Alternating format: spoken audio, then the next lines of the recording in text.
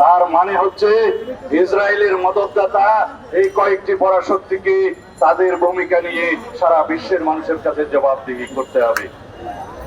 যতদিন পর্যন্ত প্যালেস্টাইন মুক্ত না হবে, যতদিন পর্যন্ত ফিলিস্তিনে গণহত্যা বন্ধ না হবে, যতদিন পর্যন্ত ইসরায়েলি বর্বর আগ্রাসন বন্ধ না হবে, ততদিন পর্যন্ত আমরা অবিরত বাংলাদেশ এবং সারা পৃথিবীর মানুষকে আহ্বান জানাবো। আমরা আমাদের প্রতিবাদ এবং নিন্দা আমাদের জানাতে থাকতেই হবে।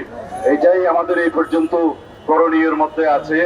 আমি এই চৈত্রের ভর দুপুরে আপনারা অনেক কষ্ট করে আমাদের বক্তব্য শোনার জন্য আপনাদের প্রতি সত্যি কৃতজ্ঞতা এবং ধন্যবাদ জানাই।